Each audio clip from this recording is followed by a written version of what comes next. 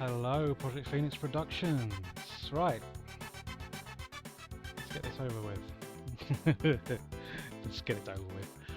Evening all. Right, yeah. Welcome to the Sonic Yoda Twitch stream channel. Tonight we are streaming as a part of Game Blast 2024 with our good friends at Radio Sega. We'll be raising money for special effects. So if you do want to donate, oh, helps if I don't drop my controller. If you would like to donate, donation link in the chat now. And if you donate via my page, hopefully we'll get some alerts on screen as well, so that you can see what you've done. Pocket Ellery, thanks for joining. But yeah, I will be giving you a thanks live on stream if you do donate to the stream. It's all going to special effect. Please donate only if you can donate. I appreciate, you know, money is tight. It is difficult to find generosity in times like this, and I will only encourage you to donate if you can donate. But honestly, if you can donate, then please do. It will be donated to charity. Special effects is what we're raising for, and it is all hugely appreciated. So yes, thank you very much for joining us tonight. This is going to be a variety showcase of old Sonic the Hedgehog fan games. So we're going to start at the start.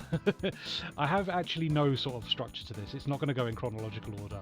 I just wanted to start with Sonic Boom because it's important. So this is widely regarded as one of the first Sonic the Hedgehog fan games.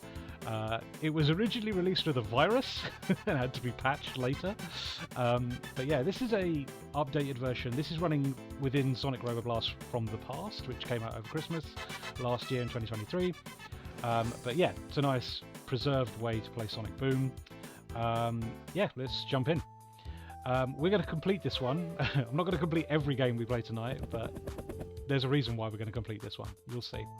So yeah, originally developed by Martin Braid, released in 1995. Here we go. So this is more of a shooter than a platformer. You, I think you're firing tomatoes at bugs, and yeah, let's just continue to do that for a bit.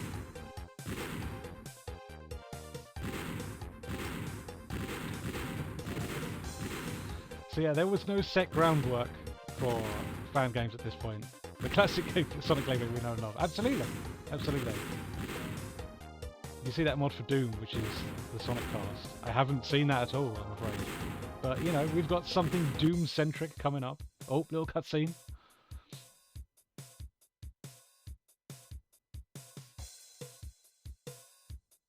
What's going on? The lads are concerned. Thanks, Tails. Oh, oh, oh. And we're in. Ah!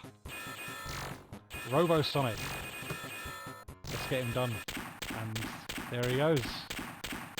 We escape the death egg. And it blows up.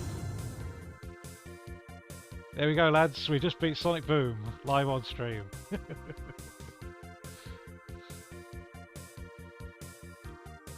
I'll link the video to you on Twitter. But yes, appreciate it, buddy. I'll definitely check that out. Yeah.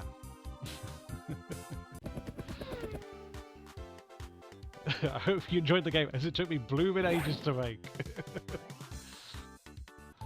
There you go. So yeah, that is one of the earliest Sonic fan games. Right, okay, I need to remember how to restart this now. There we go. Right, next up then, on the docket, it's the original Sonic Robo Blast. We've got to do it, right? Let me update that quickly on the chat. Done. Cool. Right. Once again, this is an updated version of this. So yeah, released in 1998, originally developed by Sonicu. Nice use of the Sat AM theme there. So, once again, yeah, this is an updated version of this. It very much looks like this, the original version, but yeah, this is a little nicer to play, let's put it that way. So yeah, it's a flick screen scrolling game. Each area is its own self-contained little map, I guess, until you get to the edge.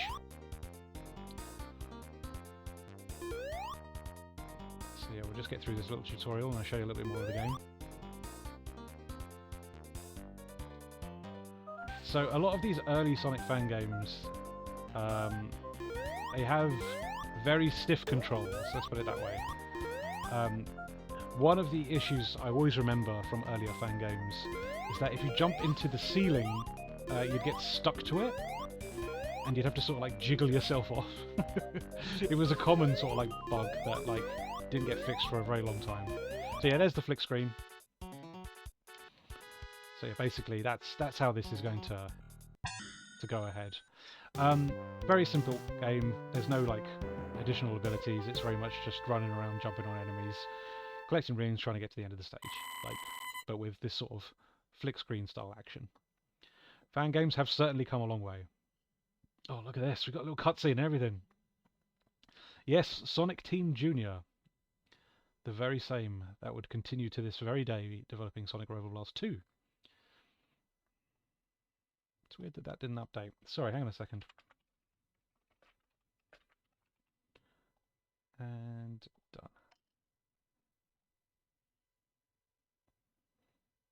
Right.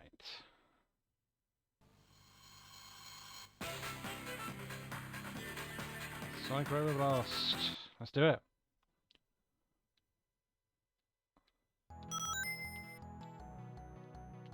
Oh, I'm trying to remember what this song's from. This MIDI. I think it might be from that Sonic Arcade CD with like King of the Ring on it and stuff. Just run through that wall. So yeah, very simplistic. But the core elements are here, right? I think this is King of the Ring. Okay, there you go.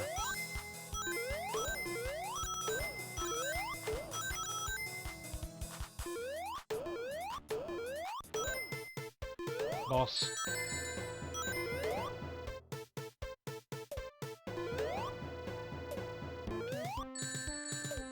So a lot of the things you're going to notice as we explore the earlier Sonic fan games is that the stage design lacks an awful lot of like slopes and curved terrain. And there's a reason for that. Basically, it's incredibly difficult to do that sort of thing within these early sort of game development tools. A lot of people used to use the Games Factory. Click and Play was another one as well. But yeah, like the early game development software, like you really needed to get down nitty-gritty into the code to be able to develop things like momentum and physics, and that didn't really sort of like become like viable unless you were a really good coder for a long time. So you'll see, yeah, a lot of these early fan games, the terrain is very flat, let's put it that way.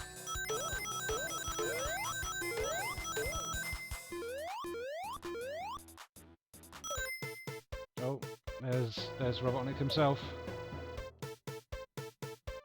Let's wait for him to get close enough for us to hit him.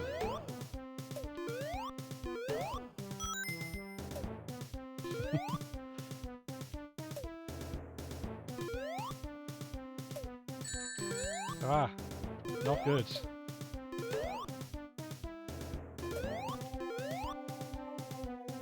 Three more hits. Okay, we can do this, we can do this. We can do this with no rings.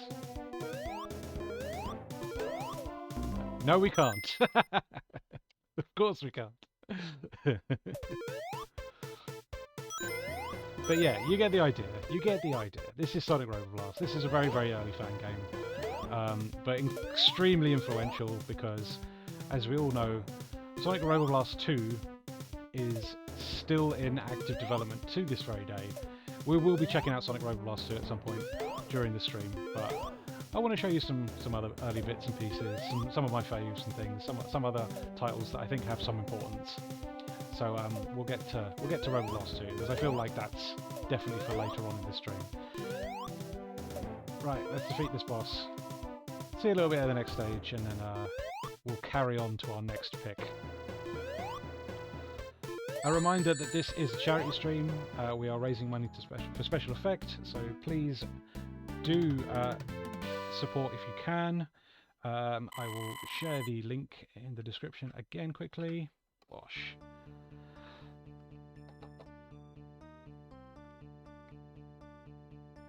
Hello, Sonic. How are you? Robotnik, what the heck are you up to, you crazed, maniacal, insane person? Shut up and listen! You blue, pesky, annoying hedgehog. I will take over this planet, stealing all the rings of Mobius and using them in my super devastator. I hate to spoil your party, but you ain't gonna have a chance. Not against me anyway. Ahaha, I'll have a surefire victory if you think like that. Yeah, right, just you wait until I catch you. Ooh, I'm so mad. No way, bye Sonic. That's it. And we're off. And the next stage basically looks the same as the last one, but with different coloured like scenery and some new badniks. And when I say some new badniks, I mean the same badnik repeated over and over and over and over. But they shoot projectiles now, so that's a little bit more challenging.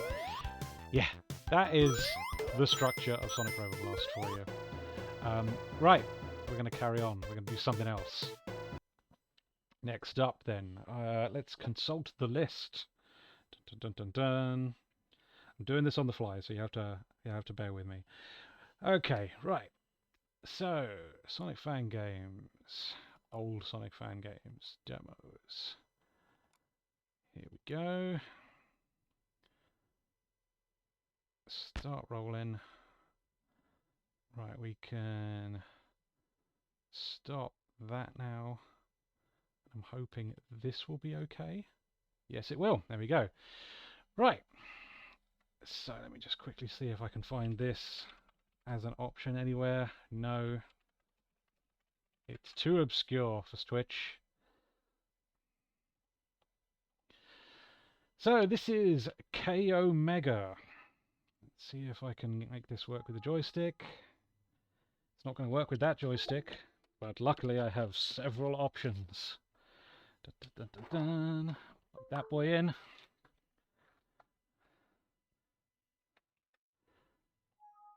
And I'm going to need to restart the game. Dun, dun, dun. Start rolling. There we go. Magic graphics. Entertainment. Let me see. There we go. So this is KO Mega. This was developed in 2002. You can play as Sonic and Shadow. And yeah, this was a big fave of mine back in the day. We're going to play a bit of each. So we got Desert Heat Zone coming up first. So yeah, so a mixture of new artwork and existing artwork. The sprite in particular is a brand new thing. And yeah, we've got homing attacks. We've got light speed dashes, I think, as well. Might not be there. There we go. Never mind. We have a wall jump. But once again, as you can see, not a whole lot of curved terrain. Because, yeah. SA1 jump sound, absolutely. With the advent of adventure, the fan game community seemed to really take off. Everybody was trying to make 2D versions of adventure, or, you know, an equivalent. Or especially take influence from it. You'll notice that a lot of fan games like to add in the chaos drives as like things that fall out of badniks at this point in time.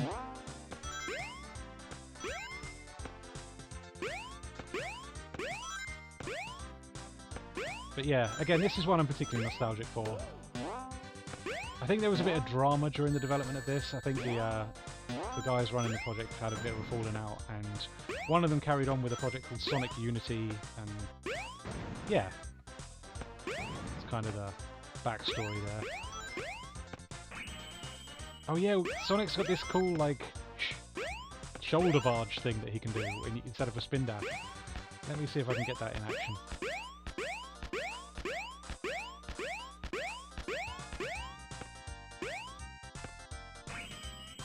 Oh, straight into the bloody lava. And again.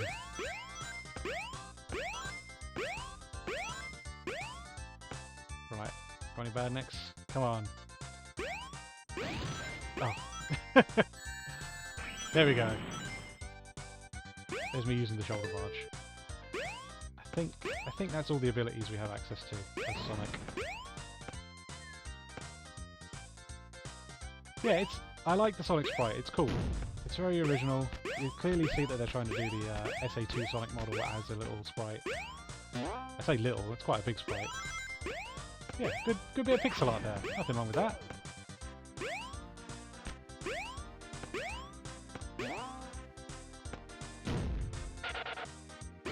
No invincibility theme. That's another thing that... Yeah, look, it has to load in the MIDI. So a lot of people will just kind of ignore invincibility themes because it's going to change a lot the moment it wears off. Nice.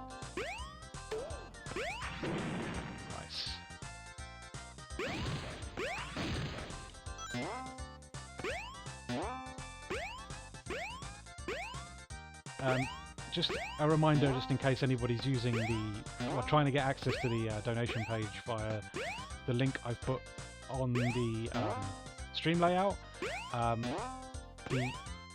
The O is a capital O. Yeah. Everything else is lowercase.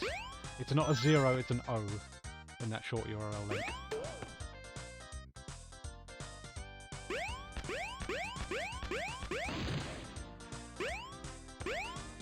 Right. I think we're near the end of the stage now. Oh. Do I want to be down here? Certainly some power-ups. Let's go back.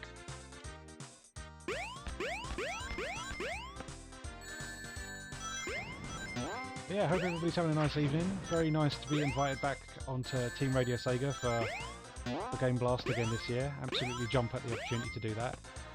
Especially now I've got my new stream set up and it's nice and easy to set these things up. Stage 2, Mud Forest Zone. Right, flashing warning. Right, sorry about that.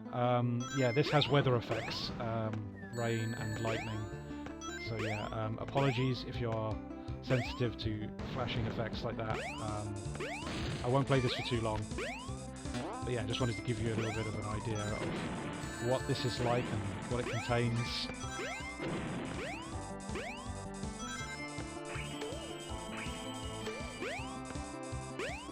But yeah, it's a cool little game.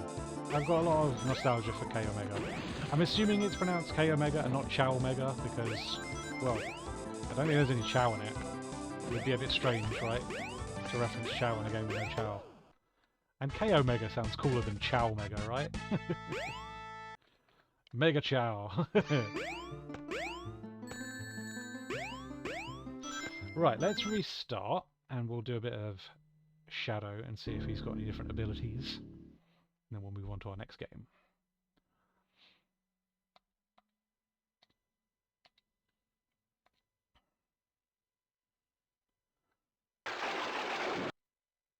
So it's the same stages.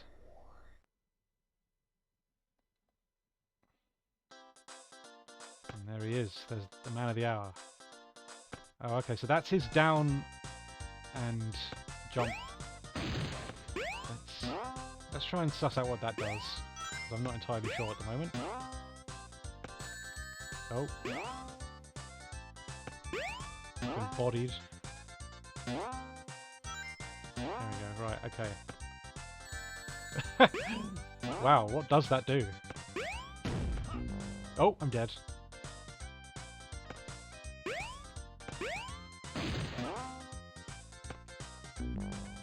I'm dead again.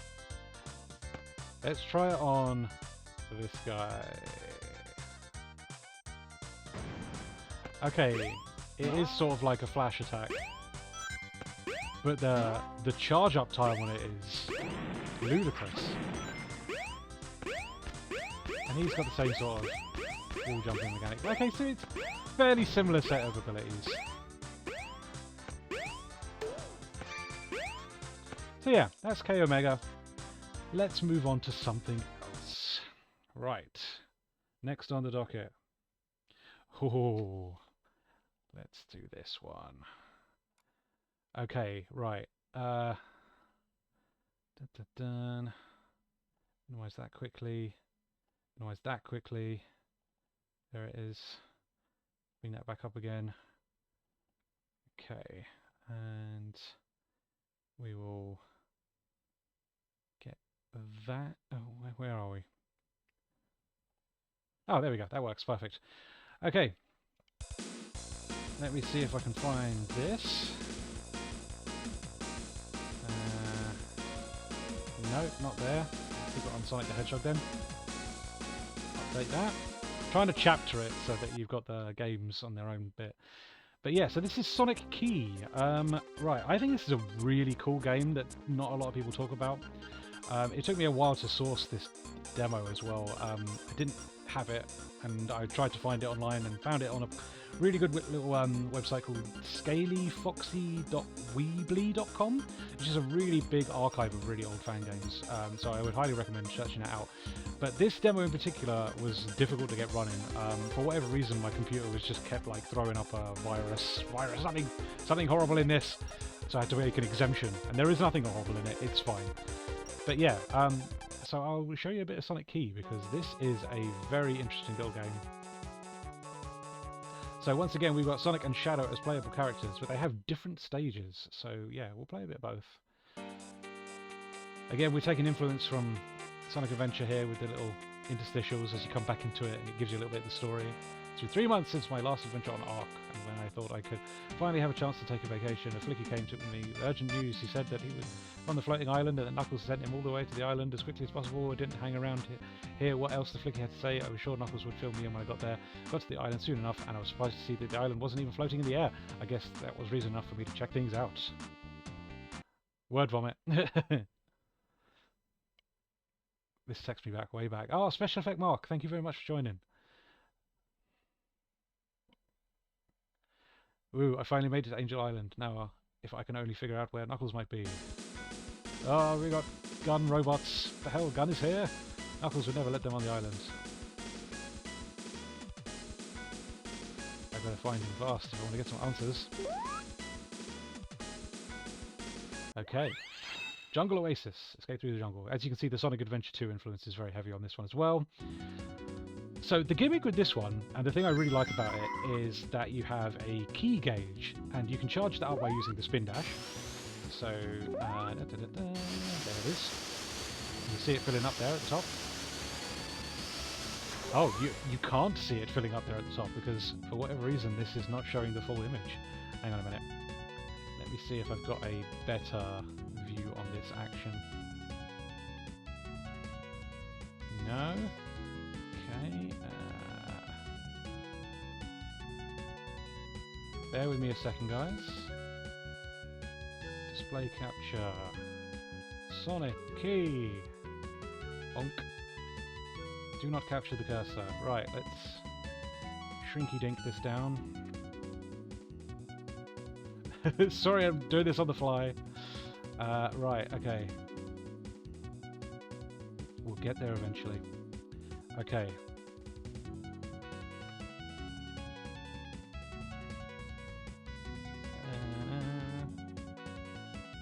I knew something like this was going to happen. Right. Oi! Bloody thing. Right, hang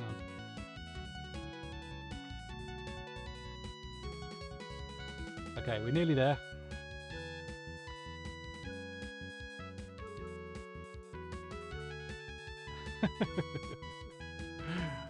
Exciting times on stream. Okay, and just need a little bit of shrinky dink there. Okay, cool.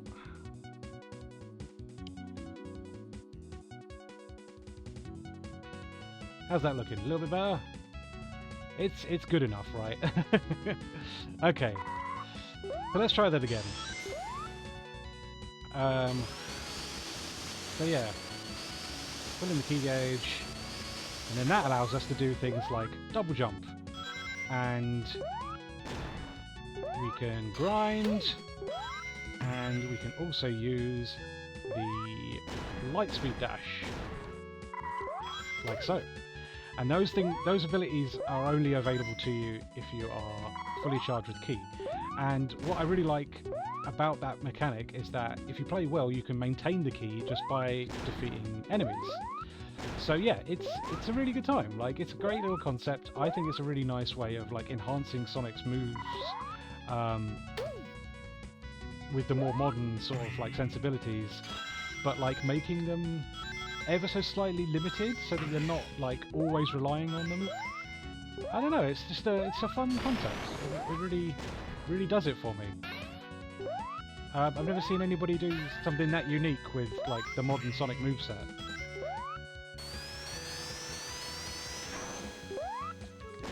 See, I couldn't use the lightspeed dash there. So I need to charge the old key up so I can get used to the double jump again. As you can see, as the song loops, it has to load it in again.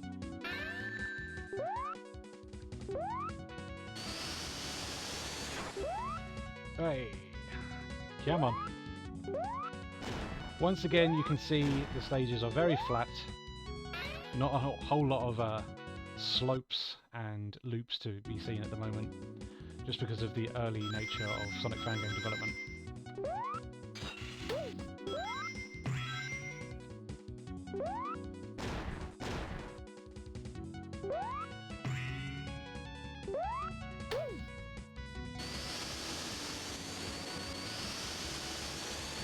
Charge that up again.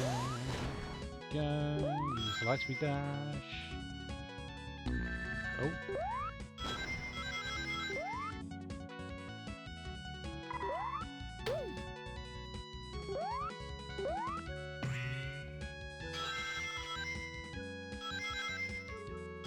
Yeah, a really cool little game.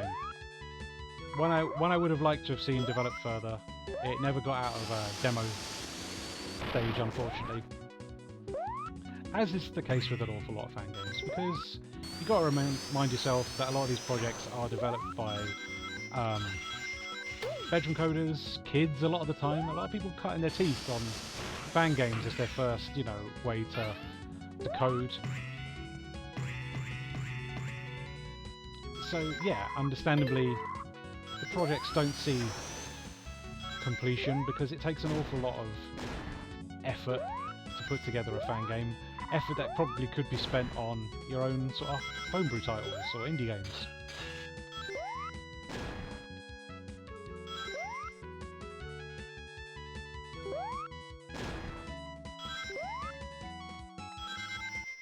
It's only recently that fan games getting completed has started to become more common. Yeah, absolutely, and I do think it's because the tool set is a little bit easier to use now. You know, we've got things like Sonic Worlds, we've got the Dash engine as well. There are a lot more like friendlier tools for people to make Sonic fan games now. It's a little bit more drag and drop, you know. It doesn't require as much genuine coding knowledge to actually put these things together. You can kind of jimmy them together out of existing assets. There's lots of stuff out there and tools and help for people to make things now. Yeah, which is good. I think it should be more friendlier. These are people to work as a team. Absolutely. I think, you know, you still get dramas and stuff in teams, unfortunately. Like, it is just one of those things that, you know, if you're working on something for nothing, then you kind of do want to be appreciated for your work. Not my day. So yeah, let's go and play a bit of Shadow, because he's got a completely different stage and a completely different moveset. So well worth checking out. It's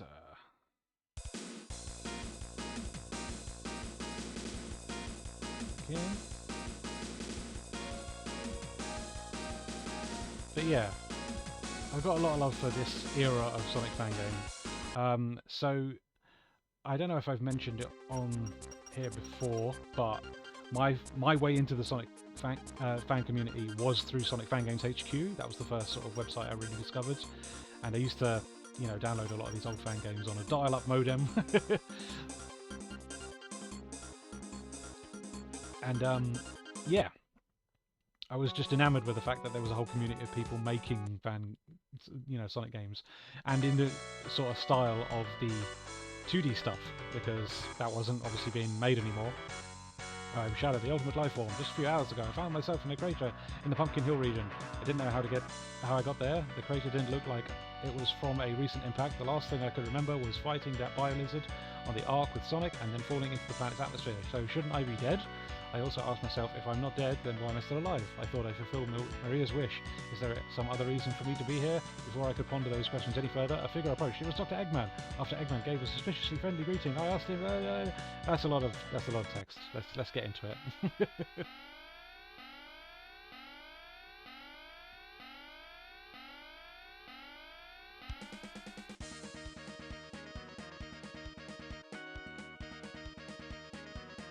Well, there's one more emerald that's safe, and one less for Sonic to corrupt.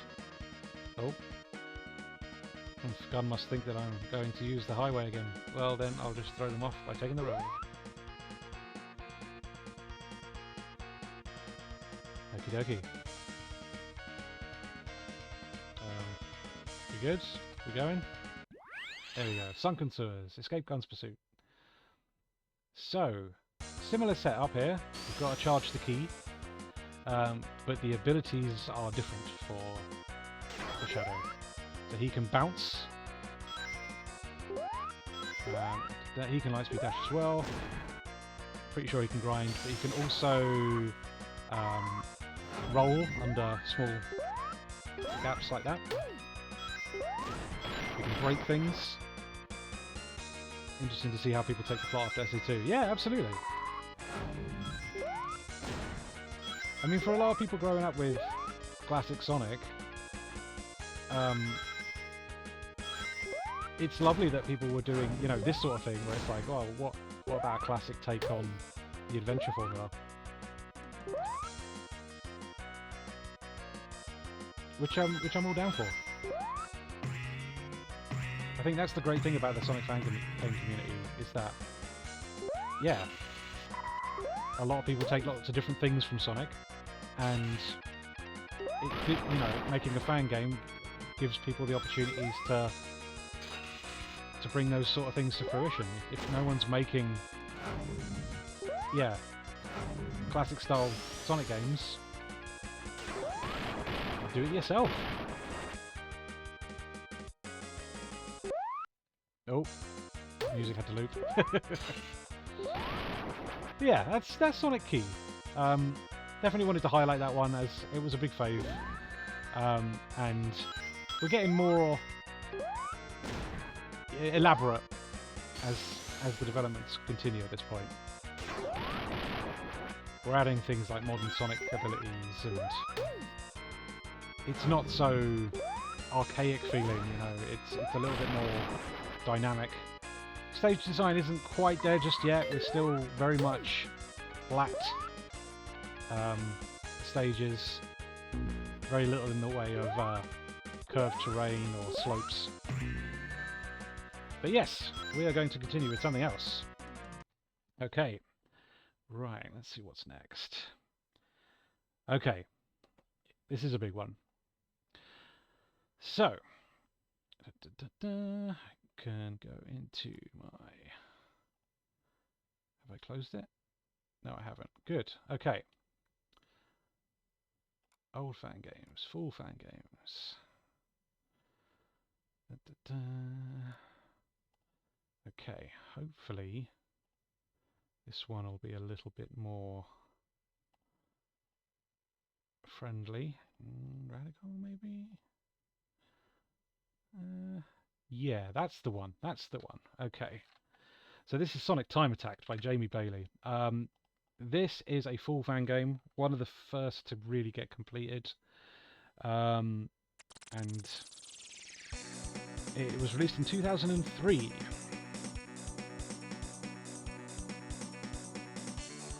Now, I have a lot of nostalgia for this game. It is a big favourite of mine. So, let's do it.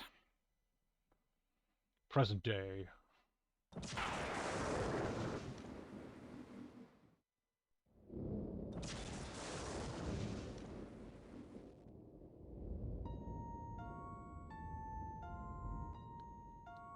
pretty sure I've done a video on this, and it might even be on Project Phoenix Productions channel, because we were doing some fan game stuff back in the day.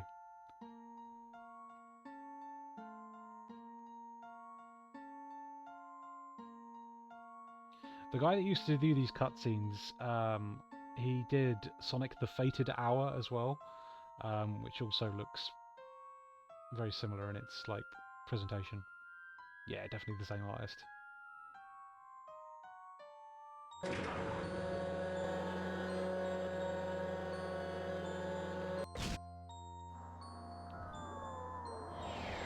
think you also included this one in your complete fan game videos. That would make sense. That would make sense.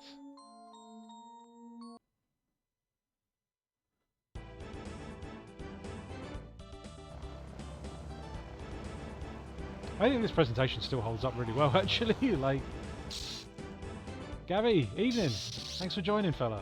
We're currently playing Sonic Time Attack. Just watching the first cutscene here.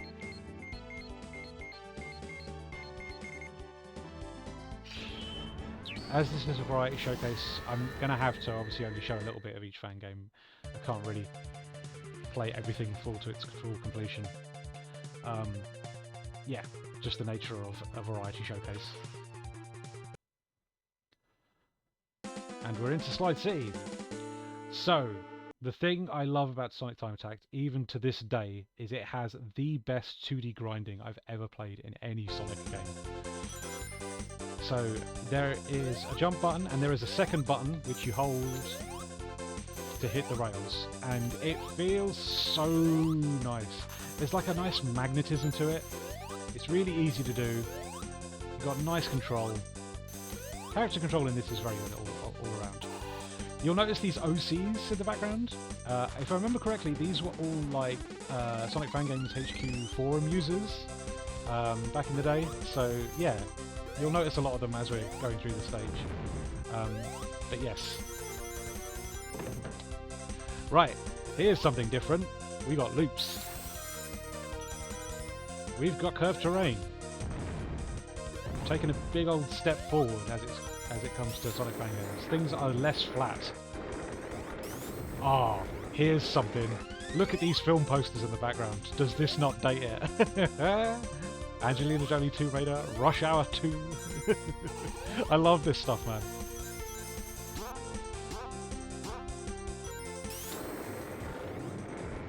Look at all these crazy effects. They were really going wild with this one. Presentation is off the chain. One of the best video game movies ever made at the time. Not saying much, mind. Oh, it hit at the perfect time, like as I was growing up.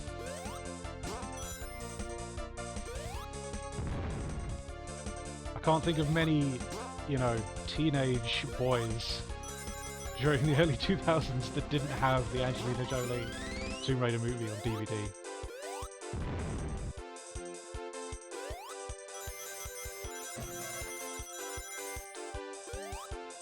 Oh yeah, the other thing that's kind of cool with this one is the link gauge. So yeah, that's like a combo thing. You get extra points for continuing that link, and basically anything that you do contributes to the link gauge. Whether it's collecting rings or defeating badniks, collecting items, it all adds up to the link gauge. So it's like a little combo meter almost. It's a cool little addition. There are hidden emblems in the stages as well. If you want to go for 100% completion, you want to be looking for all the emblems. Very nice. Yes, I agree completely. But yeah, this surprisingly holds up quite well. A lot of custom artwork in this one. You know, it doesn't seem to be drawing so much from existing assets and graphics from existing Sonic games. A lot of custom work in this one. And even if they are using existing assets, they've kind of tried to tweak them, but you know, add a lot of these like Photoshop gradients and lighting effects to them to make them feel a little bit more original. Ah, this guy on the left here, he's from Sonic SV, which we're going to look at later as well.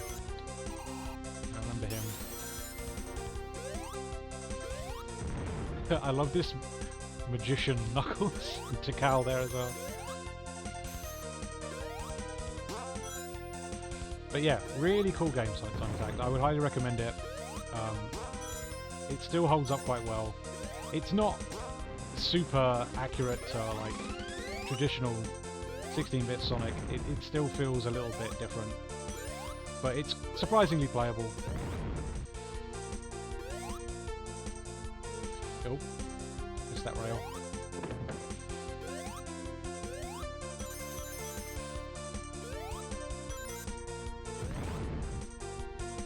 What's he from? Omni Chaos? Third Scape? Can't remember now. But yeah.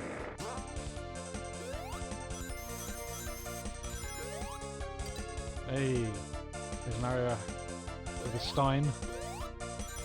He's enjoying himself. God, that grinding still feels so good. This was a thing. This was an original game that was on Sonic Fangaze actually. Waffle X, I think it was? I remember him. Anyway, that's a bit of Sonic Time Attack for you. We're going to move on to something else. Right. What have I got next on my list? Probably could have tagged that one. Oh, I'm sure that would have been shown up. Alright, let's do a little bit of Sonic SV, seeing as we were talking about it. That is also a full fan game. Now, I don't want to play an awful lot of the original Sonic SV, but I just want to give you some context because I'd like to play the demo of Sonic SV2, which is a big favourite of mine. Sonic SV! The egg strikes. Yeah, you can see that fan character on the right there. OCs are going to be a thing with a lot of these older Sonic fan games, which I also am a big fan of, I've got to say. Very time and place, you had to kind of be there.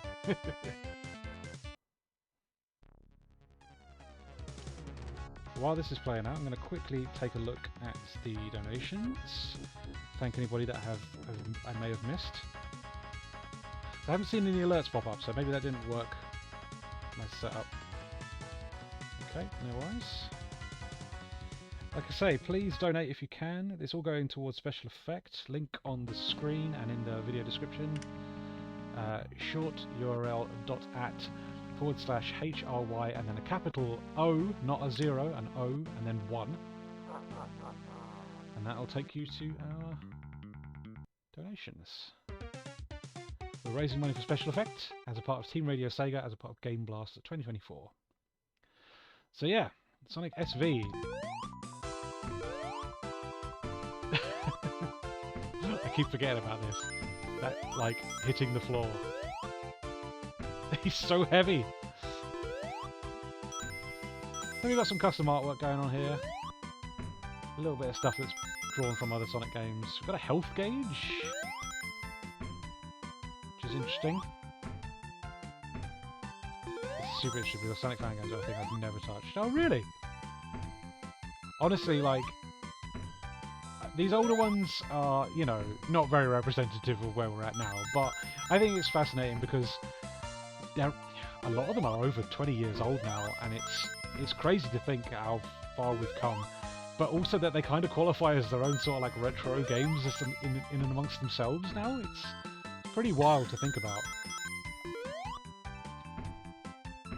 And I think, yeah, they deserve to be preserved and archived somewhere.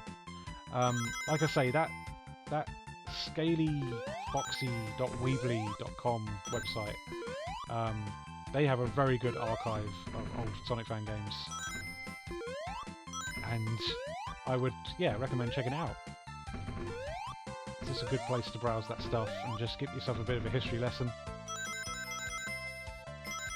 Oh, have we frozen? Looks like it. Oh, wait. Something's happening. No, I can't. Oh, hang on. I can sort of get it to move.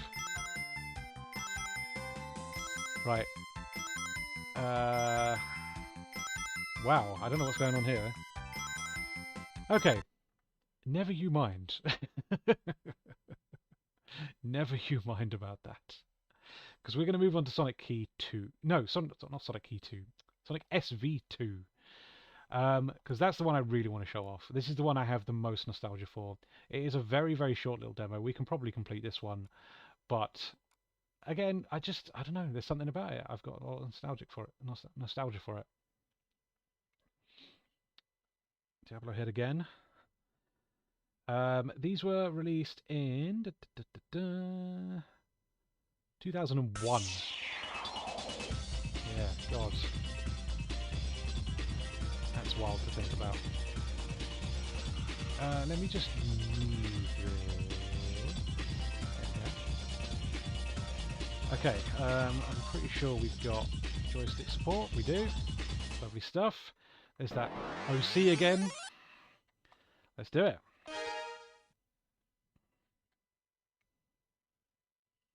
Oh, I think we've got backstory.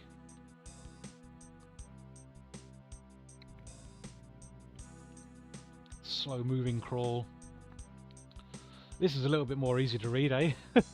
Not long after defeating Diablo. Ah, he's called Diablo, there we go. And reclaiming the Power Emerald, Eggman's fury went sky high. Knowing that Diablo was too weak for Sonic, even though he had the power of the Emerald, Eggman decided to release his new prototype. Alright, let's do it. Chapter 1, The Hunt. Right, this game does one of my favourite things from this era, okay? So, they've taken a load of existing Sonic assets and run them through, like, Photoshop and added in a load of, like, light source effects and gradients to them to kind of, you know, mix them up a little bit, make them look a little bit more unique. We will see another game at some point during the stream that does it to an extreme effect, and it is very funny. We've got OCs in the stages again. Love it. Again, these are probably like OCs or characters from people on the Sonic Fan Games HQ forum.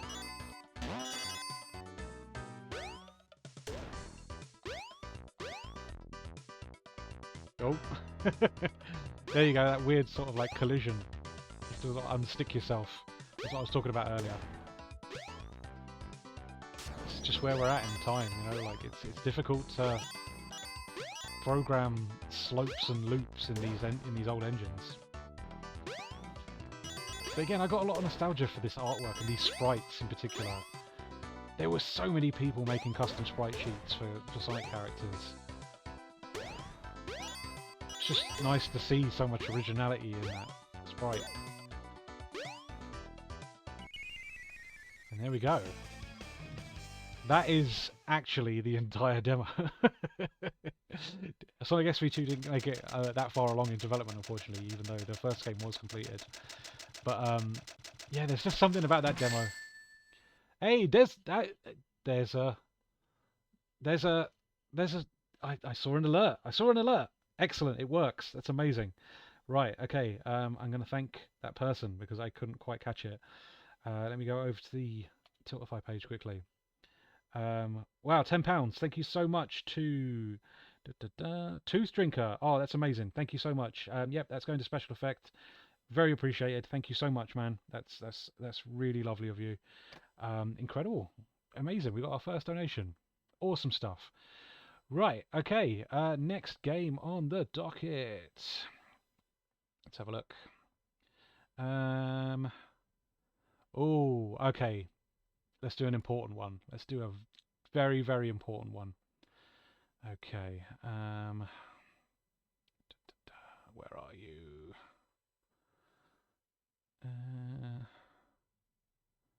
It's not there, so it must be in demo games. There it is. There it is. Hopefully this one will show up nice and normally. Need to... There we go. All right, okay. It's Retro Sonic time. This is a super important game because it was developed by the Taxman, who obviously ended up working on Sonic Mania. Right, do we have any controller support? Doesn't look like it. Okay, keyboard it is. I don't mind.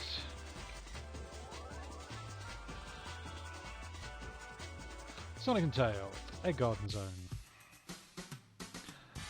So yeah, Retro Sonic. This was a big thing. This was a super big thing as far as fan games go. So this was in development from 2002, and obviously the big thing is we got slopes, we got loops, we got proper 16-bit style Sonic physics. It feels fantastic even to this day, and portions of this engine still exist and still function within games like Sonic Mania and Freedom Planet 2, which is pretty wild to think about. Yeah, it is definitely a big thing as far as classic Sonic goes. Yeah, it is one of the most important fan games. Just a shame that it never got completed. There are only demos of this out there, and that is not to say that this doesn't have value as a demo. It's just one of those things where it's like, wow, what an influence this had, and it wasn't even, you know, a complete fan game. It's just that the engine that powers it was so well programmed and versatile that it's been, you know, used for countless things now. Obviously ports to Sonic CD, Sonic Origins has Retro Sonic, you know, code in its DNA.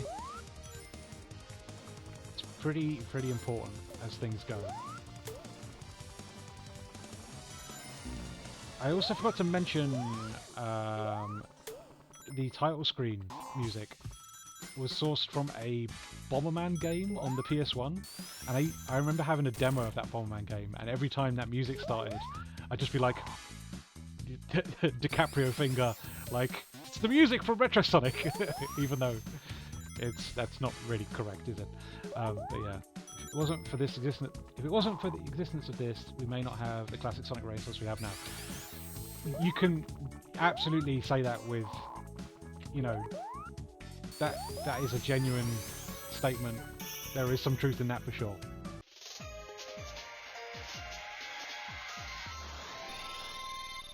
But yeah, incredibly important fan game, and still holds up. Like, I love this stuff. There is a version of this kicking around somewhere that has like a Dust Hills type stage, and Dust Hill and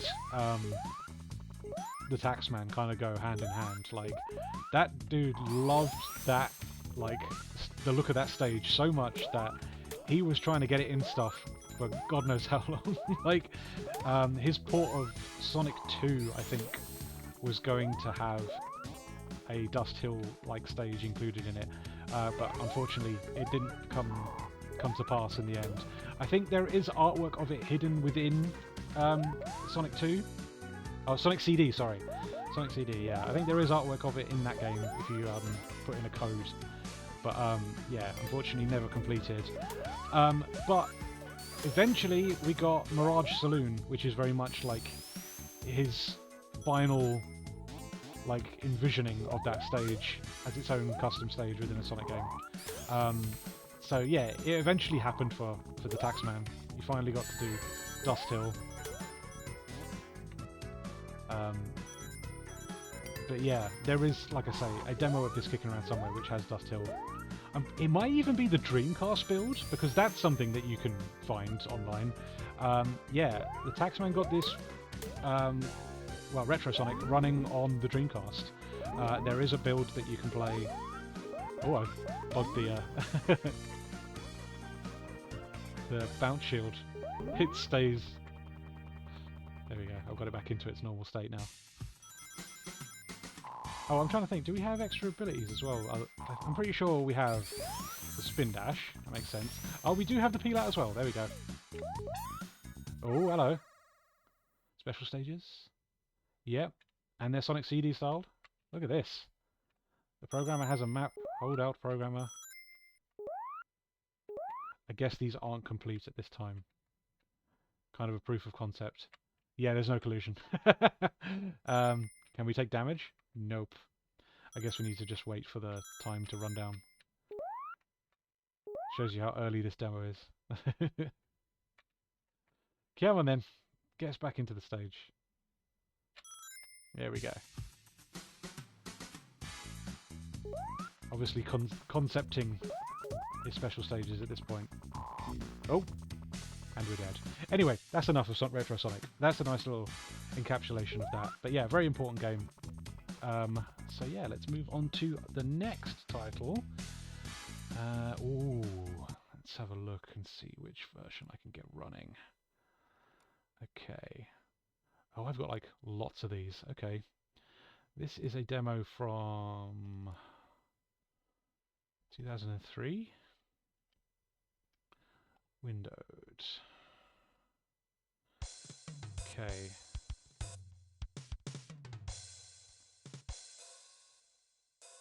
Let's do that one instead, maybe? No, that's even higher up. Can I move?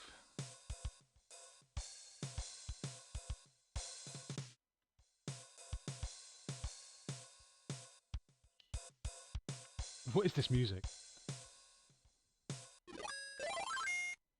Oh god, compatible with Chow Online. I forgot about that. Right, I need to change the cropping on this window briefly. Bear with me a second. That's a little better. That'll do the job. Ewan Gallagher, wasn't he the guy who used to go to the early SOSs dressed as Eggman? Yes, that is absolutely the same guy, believe it or not. Right, I need to restart because that is not working now. Let's try that again. And still got joystick going. Let's see what's going down. Does this work now with the controller? No, we're going to have to use keyboard. That's fine.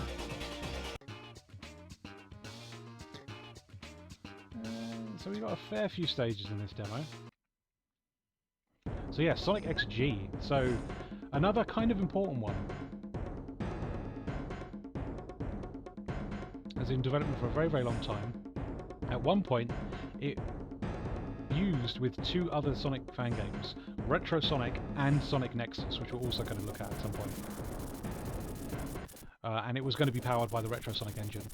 But again, unfortunately, never fully completed. This is an older release, which I think is just powered by the Games Factory. It's not a Retro Sonic engine powered game at this point. Peak Panic Zone. Right, okay. Let's go back to keyboard. There we go, right. So we've got a wall jump, we've got a spin dash, we don't have a peel out. And the big thing I remember about this is that if you run at top speed fast enough, yeah, you break the sound barrier, and then you go into like a... I don't know if this is an invincible state, but it's almost like in Sonic Advance 2, where you get a similar thing, don't you, if you run fast enough. Or a liberal use of gradient on that sky.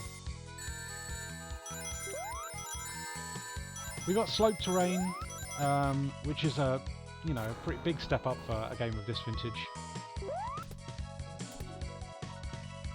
Oh. That wall jump. That's a strange old thing. That doesn't feel right. I love all these old midis, man.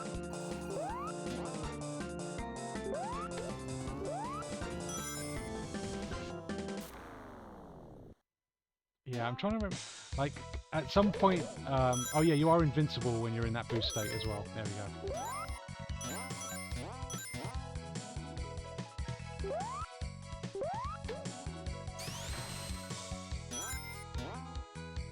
I've just remembered. Let me just quickly do this.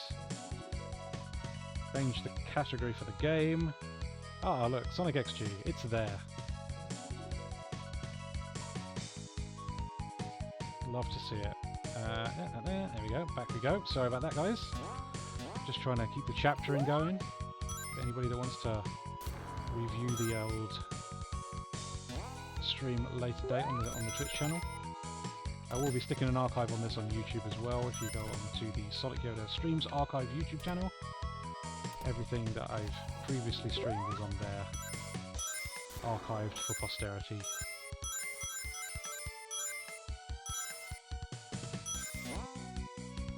But yeah, this is like a weird halfway house. We're not quite doing proper Sonic 16-bit style momentum and physics, but we've got sloped terrain. It feels a little bit more natural. Yeah, definitely getting closer to the modern style 2D Sonic fan game, which has very accurate momentum and physics. These cutscenes. Honestly, some of the presentation in these old fan games still holds up really well. Desert Dash. Speaking of Dust Hill alikes, here's one right now. We're using one of the songs from Ristar for the stage theme. Recognise this. This is the water stage.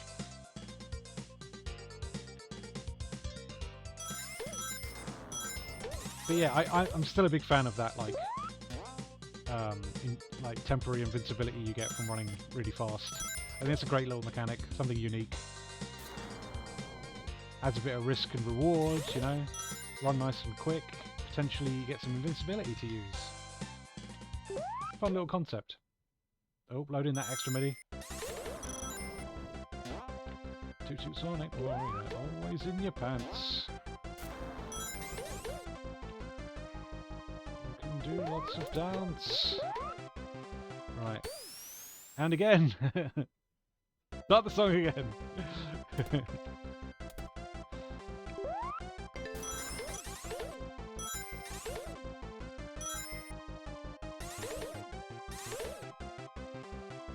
Ah! Anyway, there's a bit of Sonic XG for you. We're going to move on to the next game now. Right. Sonic Nexus, let's do it. Important game. Another Retro Sonic powered game. Nexus. This release comes from 2008. Quickly just going to have to plonk a new capture in the old thing there.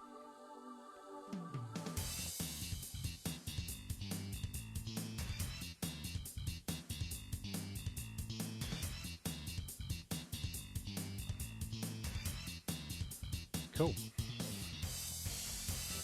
Presentation on this one looking very nice. Little flash animated cutscene, I think, at the start of this one.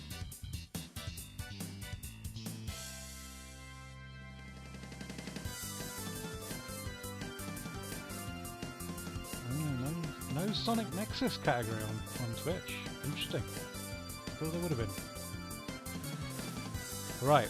There's some more interesting Sonic history for you here. Obviously, what with it being powered by Retro Sonic? You remember watching this on YouTube as a kid? Ah, the nostalgia. Love it.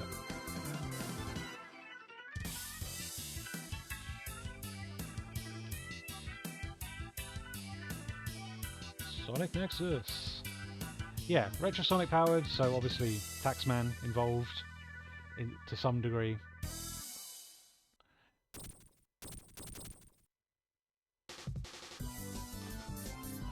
Do we have controller support? Use gamepads.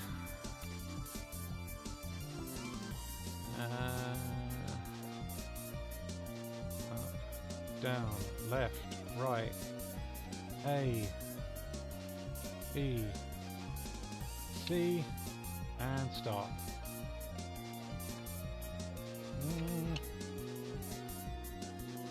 Not getting a lot out of that.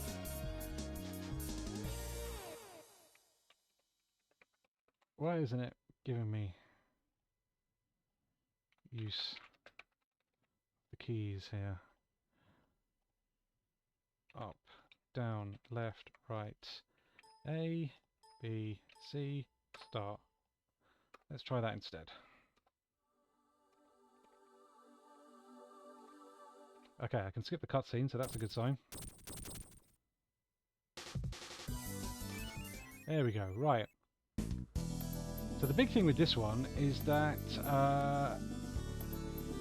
Slingerland, like Brad Flick, is the key stage designer, if I remember correctly, and would also obviously end up as stage designer on Sonic Mania. The recently released Penny's Big Breakaway, same with Taxman. So yeah.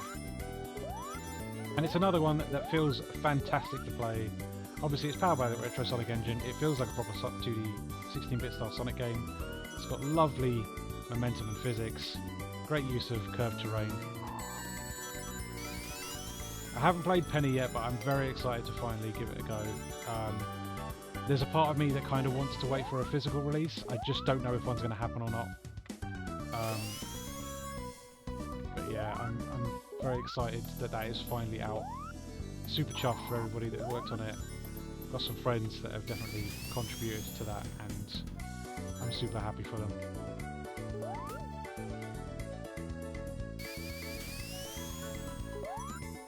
Yeah, Nexus is a great game. Just great stage design, great use of momentum and physics. Feels like a proper 16-bit Sonic game, but it's got a lot of those enhancements that make it feel like, I don't know, a Mega CD title. It definitely feels like a Sonic CD I like, with the music and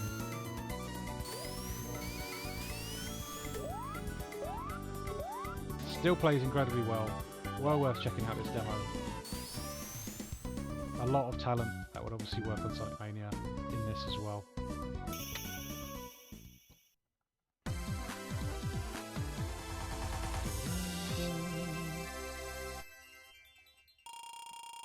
A reminder that we are raising funds for special effect during this stream. Just sticking the donation link back in the chat there. Please contribute if you can, but only if you can. Hugely appreciated. You will get thanks live on the stream, and all money will be going towards special effects as a part of Game Blast 2024. We're currently streaming with Team Radio Sega. We've been doing a lot of streams this week, raising a lot of money, going all to a good cause.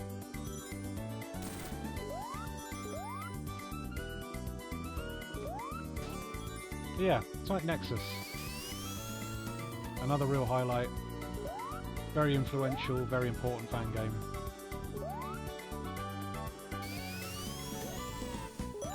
I'm so glad that like loads of these still just work natively within Windows 10, you know?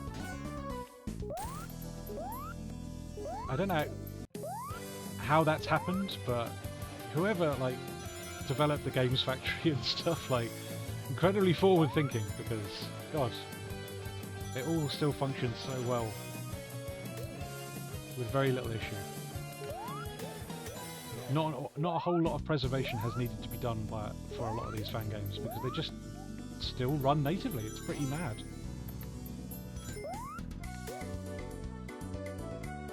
Right, let's continue on to our next game. I think it's time, isn't it? I think it is time. Okay, where is my setup for this one? There it is. Okay, fan games, full fan games. I'm going to need to plug in my PS3 controller because we're playing something in 3D. I'm not going to play a whole lot of it, but we've got to talk about it because it is, again, another very important fan game.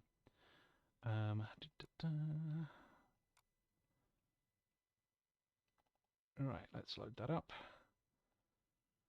It's a nitpicky thing, but I've never liked Sonic's jump sound effect from Sonic 60. Personal preference and all that. I get it completely. Okie dokie.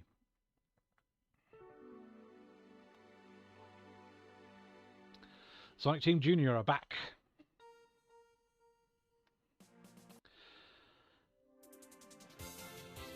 Now, this is Sonic Robo Blast 2. This is the current build of Sonic Robo Blast 2, so technically, you know, not an old fan game. But we have to talk about it. It has been in development since 1998, since the end, the release of the original Sonic Rover Blast. They started development on Sonic Rover Blast 2. Originally it was a 2D game, but it was quickly moved over to the Doom Legacy engine, where it has continued to be developed and improved, and just, oh my god, it's just incredible. I'm just going to do a quick no file save. We're going to use Sonic and Tails, and we'll play a little bit of this. Right, why can't I control? Options, player 1 controls, gamepad options, select gamepad. Cool. What am I plugged into? Yeah, that's there, but it ain't picking me up. That's annoying. Okay, let's try the PS4 controller. Let's see what that does. Oh, I'm controlling Tails. That's a good start.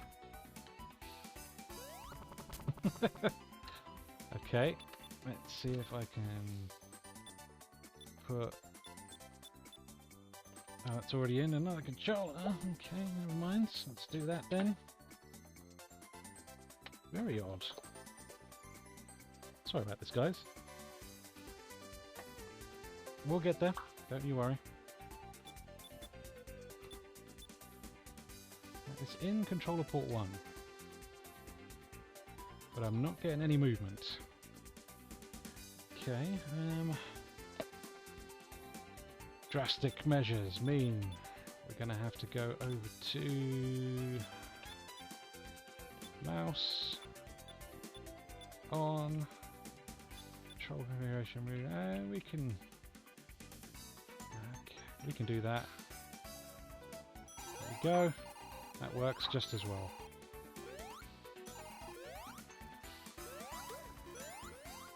It feels very odd playing a game with mouse and keyboard like this. I much prefer a control option, but for whatever reason my gamepad has decided no, not having any of that. Not while you're streaming and everything was set up fine prior. Lord knows. Go. But yes. Sonic Rover Blast 2 then. Yeah, it's just... What a dedicated team, right? Like, to continue to develop a game for this long, make all these amazing improvements to the Doom Legacy engine, like, cure the issue of having to... I mean, like, I don't know if you know much about Doom, but basically Doom is 2D. Alright? I know that sounds bonkers to say, but it is two-dimensional. Basically, the maps are drawn as one flat map, and then the objects are basically extruded from those maps in 3 dimensions, which means there are limitations as to what you can do. You can't put rooms on top of other rooms, but the Sonic Team Junior guys figured out how to solve that. Now you can put rooms on top of other rooms. They've put slopes and momentum into the game. It is just incredible what they've achieved with this, and look how pretty it is. It doesn't half look like the lost Sega Saturn 3D Sonic game that never happened, you know? It's just incredible to think about. Don't know what it is about SRP2, but my brain just can't figure it out. Fair enough, fair enough. And look, I know people have a hard time with the controls and things, and it is an acquired taste for sure, but I just think it's such an incredible development. It's amazing that it's still in active development, and I've managed to achieve all these amazing things by you know, just doing something so long. I would have loved a Saturn game like this. It wouldn't have been nearly as smooth though, 30 FPS, yeah. And such a good mod support. Yeah, loads of great mods. There's obviously a spin-off to it, Sonic Rover Blast 2 Kart, which is an online kart racing game, also very good. The work that's been put into it. Also worth mentioning that these first 2 stage themes were originally written by Dave Ballmer of Sonic the Comic the Podcast fame. And he still gets a credit to this day because they're his compositions. They've just been remixed heavily now. But yeah, nice little bit of information for you there. I mean, it looks like a classic version of QT Encore, but with my eyes I just can't deal with it for some reason. Fair enough.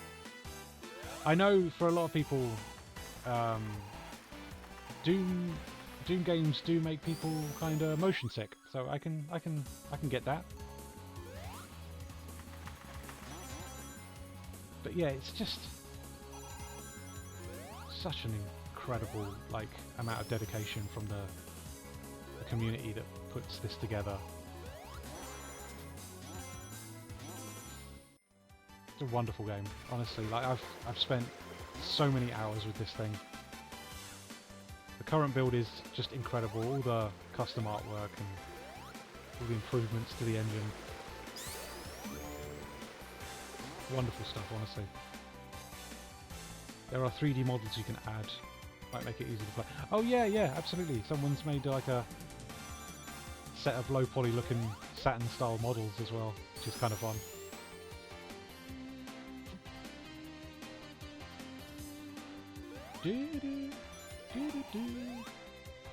Oh, I'm just having a great time again. I don't think I'm going to open it, unfortunately, but well worth playing this for the special stages. Hidden around the stages are these little emerald tokens, and yeah, collecting any number of those during the stage gives you a few, however many tries you want at the special stage. If you find a couple of tokens in one stage, then you get a couple of tries at the special stage at the end of the stage. And the special stages are modelled after Nights into Dreams and play remarkably similar to the actual Nights into Dreams. It's so impressive.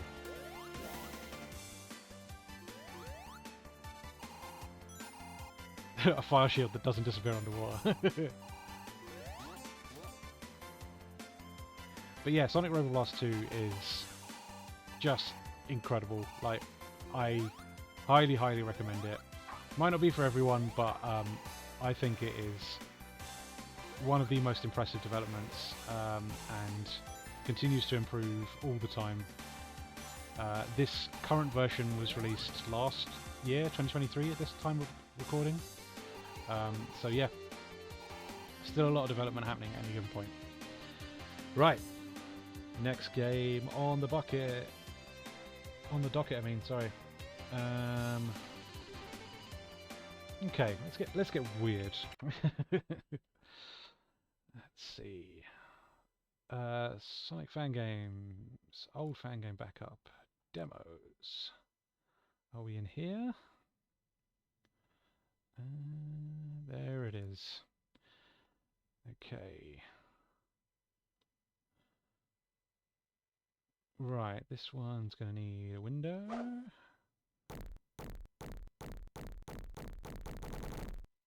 And that window is not what I was expecting.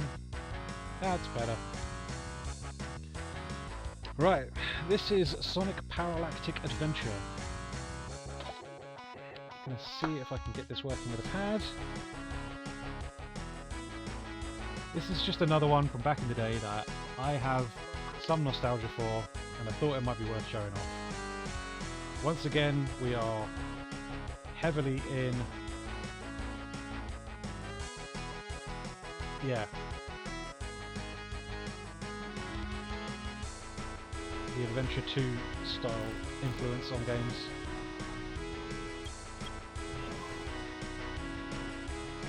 Alright, we've got Sonic or Shadow.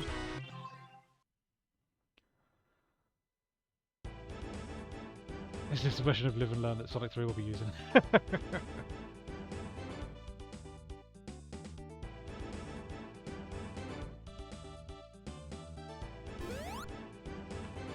Sorry about this, guys. I'm just trying to see if I've got a better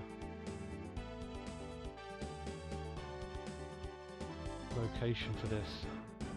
Let's see if I can tweak that somewhat.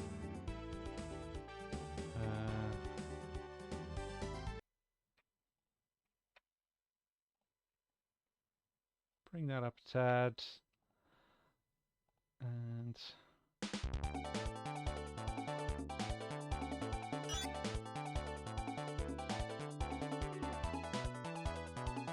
a bit. Over a bit. And then we'll do that. Come on.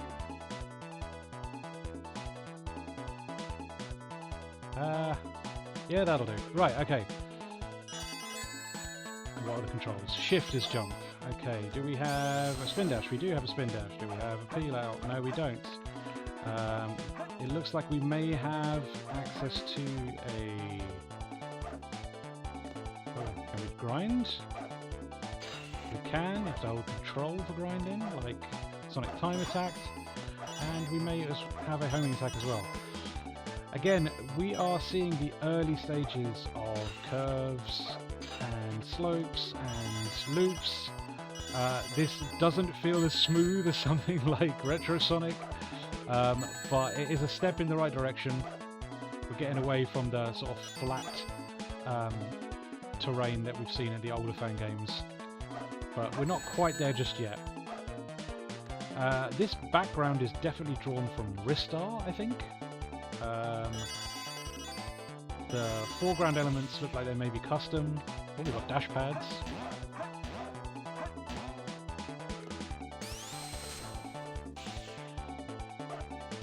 Where can we go? Down here? Really makes you appreciate the classic physics we have today. Absolutely, and like I say, it took a long time to get there. The development of Sonic Worlds was a really big thing for people developing games in the Games Factory.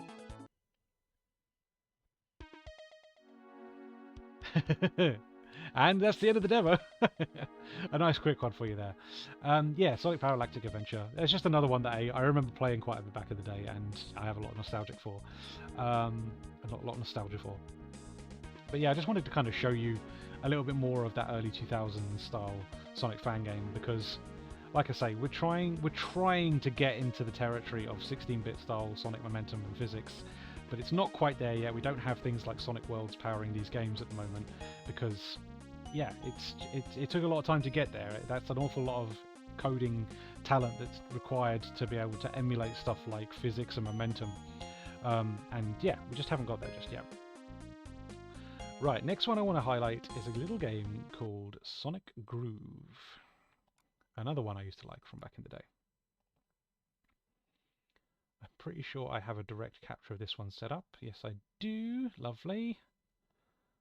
And windowed. Oh, there we go. Didn't need to tweak that. Okay. Pretty sure this one is keyboard only.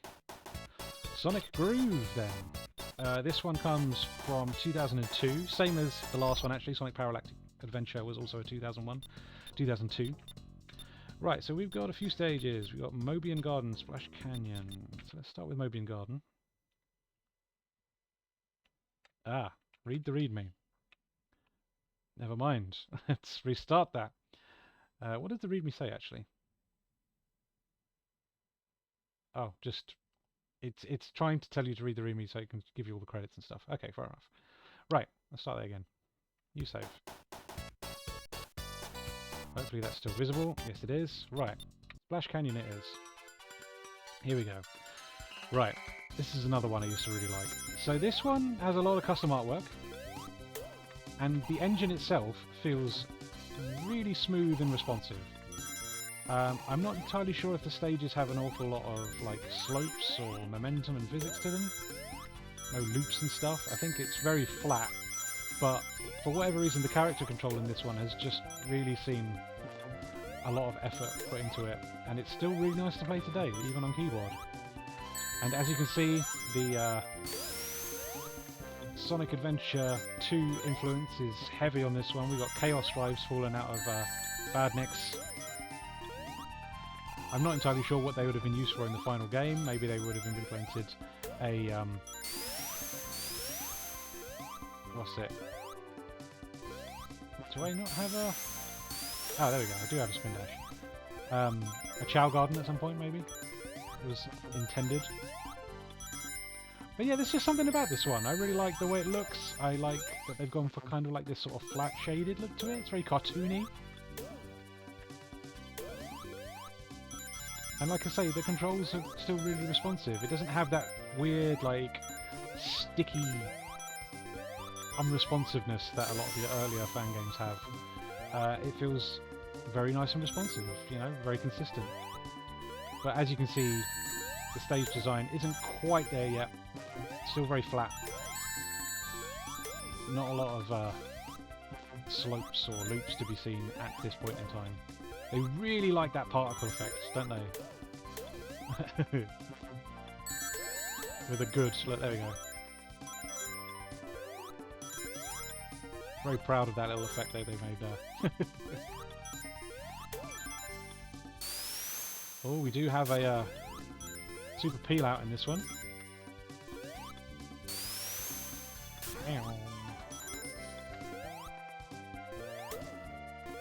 Yeah, this is a really nice controlling game to this day. It honestly really surprised me going back to this one because I always remember liking it.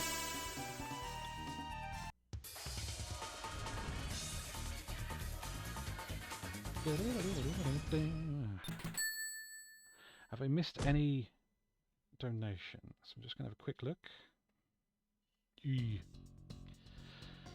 There we go. I think that's your lot. Oh, you do have extra missions. That's what they've added to this one. So I get 100 rings, get 6,000 points in 2 minutes, finish the level in 1 minute.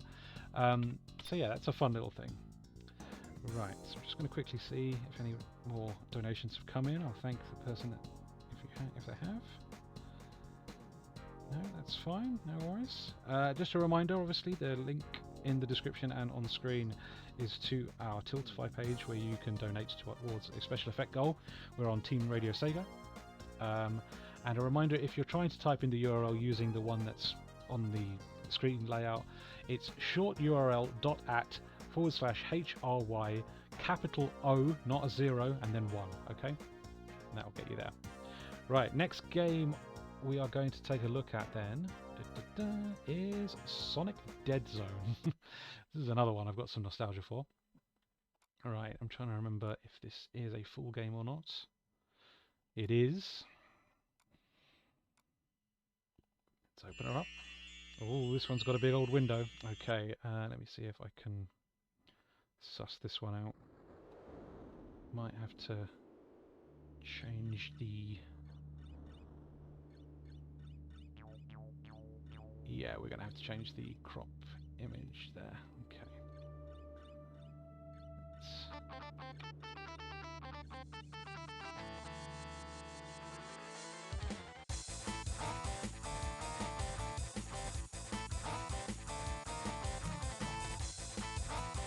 Apologies for having to figure this out on the fly. It's just one of these things. They're because they're so old, unfortunately, they don't all capture as nicely. You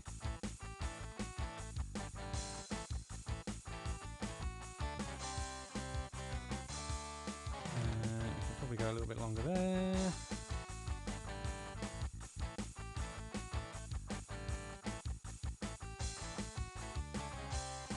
That might be enough. Let's see if I can just tweak this down a bit.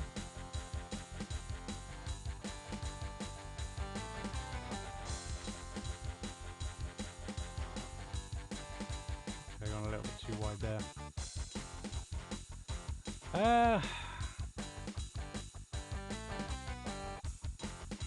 What am I missing? The bottom is cut off. That's what's going on.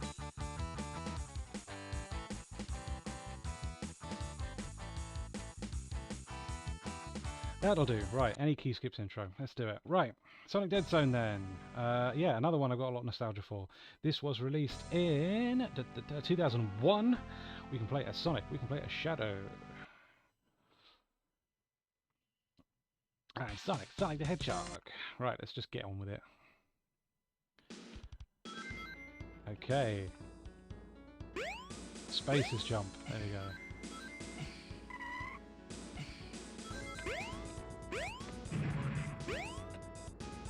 So we're in that era once again.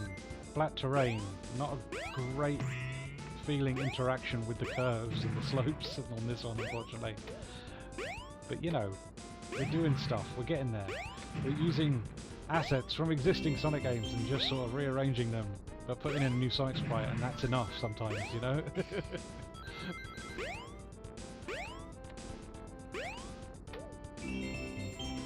We don't even have a Super Spin Dash, we don't have a peel out.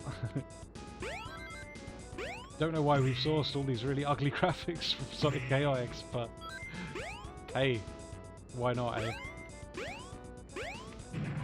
There's nothing stopping you from making the game of your dreams using existing assets from other stuff. Oh, I've corpsed it already.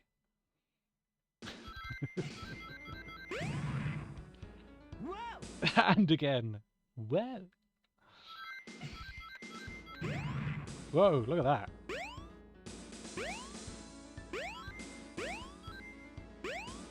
There is just something about this era of fangaming for me. It is so nostalgic. It reminds me of joining the Sonic Fangames HQ forum, downloading everything they had on the website at the time. It's such a shame that a lot of these older ones aren't archived on Sonic Fangames HQ.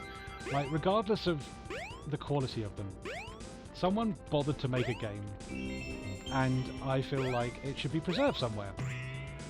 Now, I know a lot of fan games are on archive.org. Not everything, but there's definitely stuff on there. And like I say, that Scaly Foxy website is a very good resource for old fan games. But it shouldn't be up to people like Scaly Foxy to do that sort of work. It should just all be on archive.org and easily browsable. Because this is all historically very important towards this entire medium. Sonic fan games have become incredibly important. I can't get off this, I'm stuck on this spring. But, you know, it's a learning experience. Can we get off at all? No, we cannot. I think we're going to end it there for that one. Right, before I get everybody motion sick, let's quit out of that one. Whew, right. Okay, what's next? Okay, oh, this will be a fun one. So, 4 games.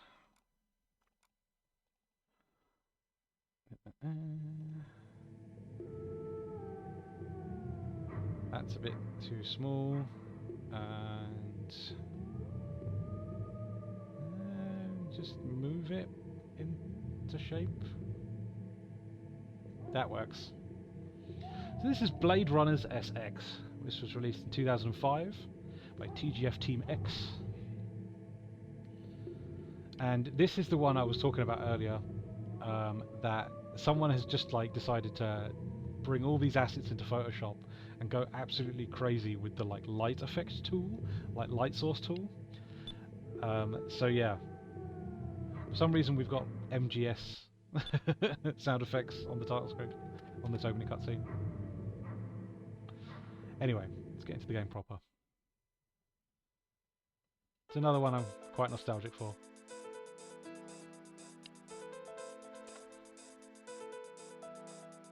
Okay, so yeah, Blade Runners SX. There we go.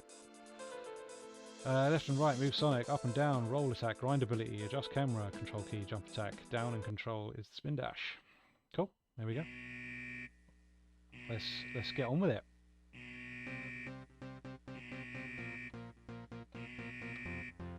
I annoyingly can't skip this cutscene, but that's fine. We can listen to this weird off-brand version of...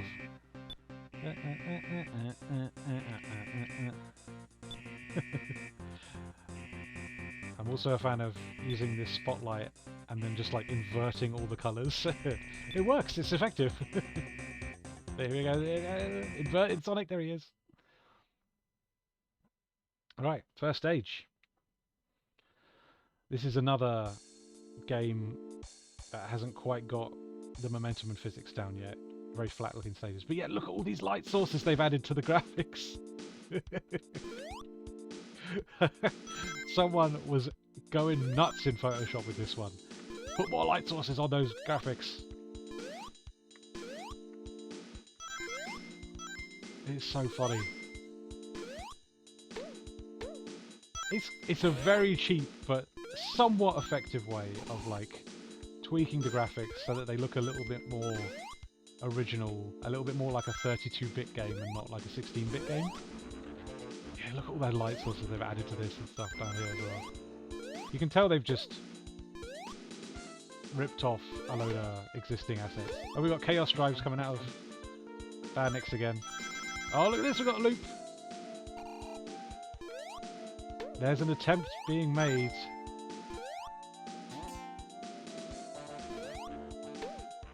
Love it, man, I love it. It's just such a... It's such a vibe, these old ones. I love it.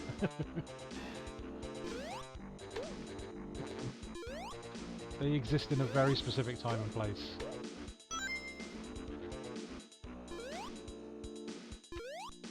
They are not super fluid and responsive, but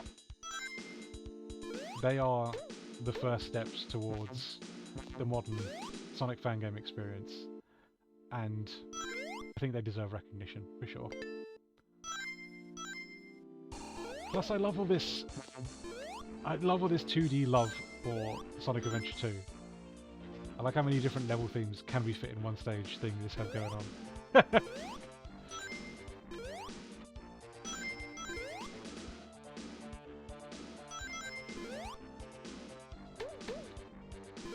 There's just something about these old midis.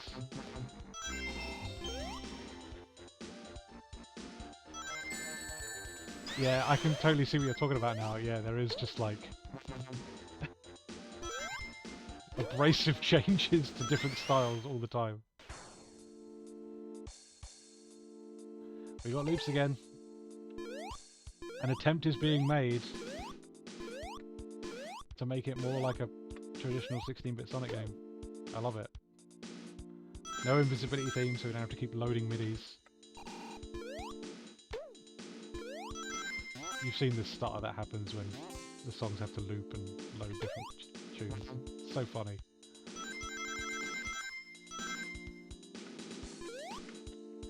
God, the amount of light sources they've added to these graphics is so funny.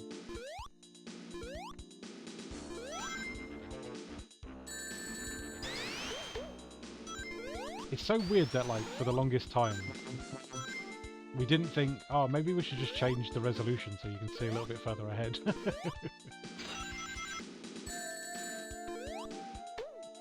You can see how hard a time I'm having of just running in the straight direction and not being able to react to things quick enough because of how small the little 4:3 aspect ratio is. We could have definitely improved that at this point in time. There's the end of the first stage. But yeah, there's a little bit of Blade Runner SX for you. Another one I'm particularly nostalgic for. Right, we're going to move on to something else.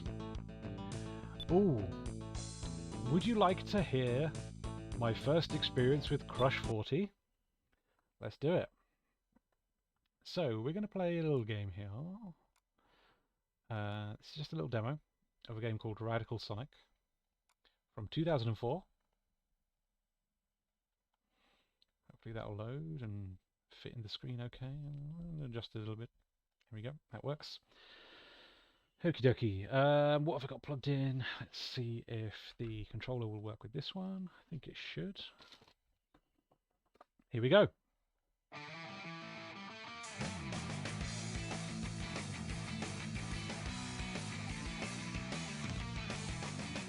sure many of you recognise this tune.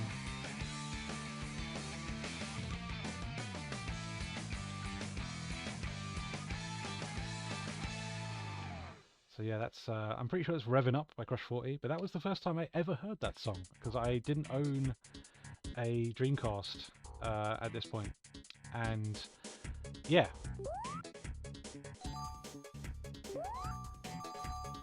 I just thought that was the coolest fucking thing. Like, oh, what a rad little tune. And then discovering that Crush 40 do music for Sonic games. Why aren't we grinding? There we go. That's what we should be doing. Yeah, that was quite a discovery. So I do like me some heavy guitar music. And Crush 40 always sounded very cool as I was growing up. And yeah, that was my first exposure to them. So this is a engine test for Radical Sonic. Radical Sonic was in development for a little while prior to this, but this was supposed to be the engine for it going forward. But unfortunately, I think this is the last demo for Radical Sonic before it was, you know, canned essentially. But it's a very, very good little engine test. The momentum and physics feels very much like a traditional 60-bit Sonic game. Super fun to play. I like the custom sprite. I think it's really cool looking. We do have a spin dash. Don't think we have a peel out. No, we don't. But yeah, it just feels nice. It's a nice little thing to play. But it is a very short little engine test. We are about to reach the end. But I wanted to highlight it because, like I say, I have that sort of nostalgia for the title theme, which is just a bit of Revving Up by Crush 40, and that was my first exposure to that band. So yeah, I just wanted to show that one off quickly. But it is a nice little thing, and for a 2004 game, to feel like that, that's quite impressive. Like, you know, that is very much getting on for Sonic Worlds and Retro Sonic style momentum and physics. So yeah, very good stuff. Certainly worth giving it a go. Pretty sure I found that archived on Scaly Foxy's website. So yeah, have a little look. Right, I want to do another fan game I have particular nostalgia for. Let's see if I've got this anywhere quickly. I think this is the one I want. Okay, how's that looking? Let's move that up a bit. And let's go Control Y. Joystick support. Here we go. Right, Sonic Gamma. Another one I have weird nostalgia for. This title theme is so bad. Where's the instruments? But we have 4 playable characters with their own unique stages. We have Tails, Sonic, a OC called Rosie, and Knuckles. So we'll play a little bit of... Well, I'll try and play a little bit of each. This is exactly what I need. A long vacation, far away from badniks and evil, whatever. Oh, there goes Metal Sonic. What the heck? Ken Pender's designs.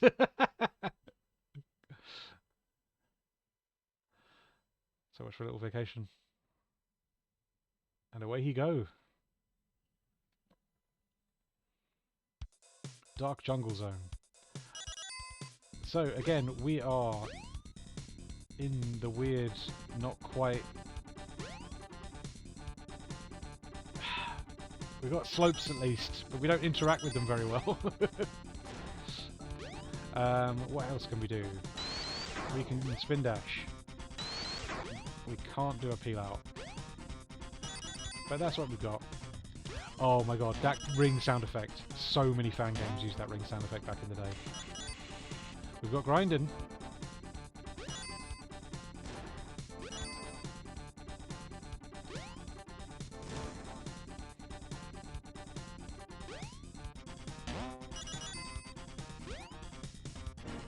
Oh, we can just roll. That's good. Oh. This camera. What is it doing? Oh, the MIDI needed to loop.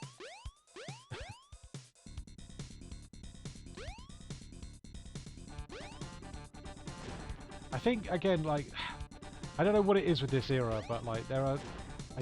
and I don't know why I'm nostalgic for certain games. But this one always... I don't know, like, it offered a lot. Like, the 4 playable characters, they all have their own unique stage. Yeah, I was always into stuff that had a little bit more content than most of the Sonic demos out there. Because as we've seen with a few of them, they are just a single act of a stage, and that's your lot. And then those games just disappear into the ether, their development long lost. So having stuff like this, where it's a little bit more substantial, regardless of how wonky it feels, it just hits a certain place in my mind. God, I replayed this one so many times. Again, I was always looking for a little bit more than the standard setup. Hey man, can't hang around, but what games have you played so far? Right, so we have played KO Mega, Sonic Key, Sonic Time Attacked, Sonic SV 1 and 2, Retro Sonic, Sonic XG, Sonic Nexus, Sonic Blast 1 and 2, Sonic Boom, Sonic Paralactic Adventure, Sonic Groove, Sonic Dead Zone, Blade Runners SX, and Radical Sonic. So a fair old few for you to catch up on when you want to catch the VOD at any point, my dude. I was really hoping you'd turn up, Animated AF, because I was hoping to embarrass you with a bit of Sonic Sudoku. So if you want to stick around a little bit for that, I will do that next, and then you can go and do your thing. But yeah, Animated AF developed a fan game that he's probably very embarrassed about now, but I don't think he should be. It has a place in my heart because of one specific thing it does. And I think we should probably check it out now he's here, right?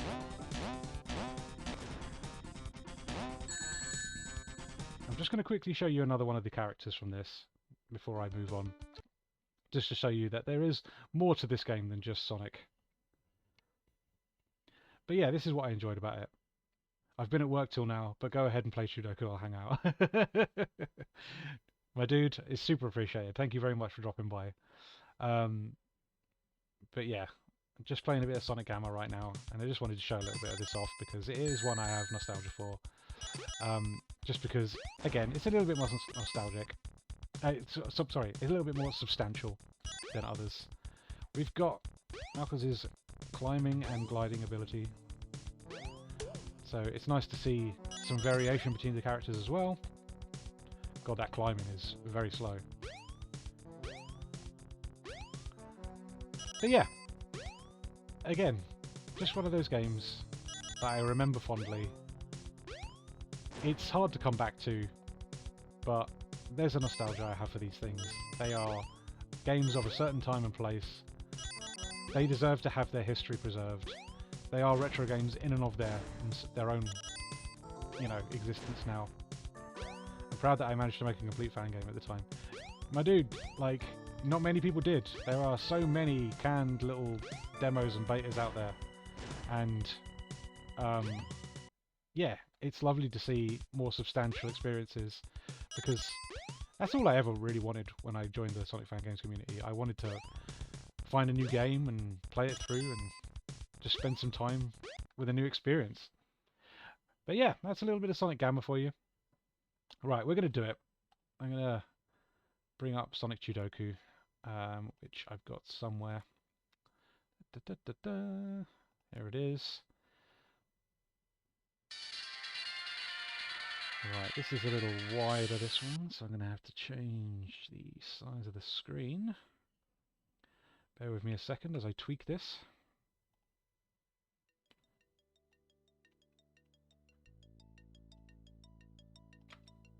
Is that enough?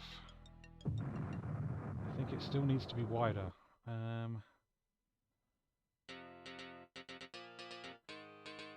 think this will do for now.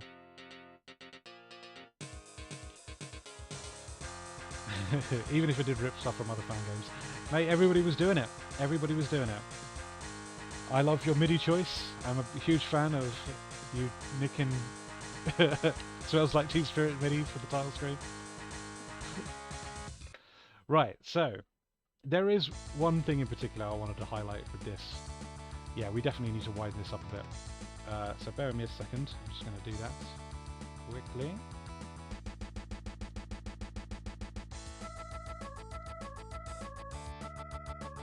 And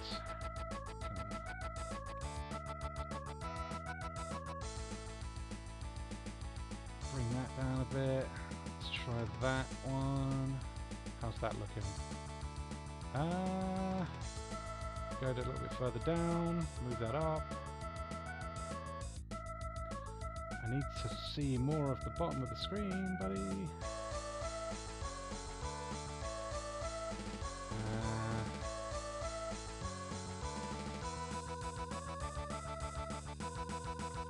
sorry about this, guys. They all have their own custom resolution, which means I have to tweak them all individually. Sometimes it's difficult to get that all set up running. Okay, we are nearly there now.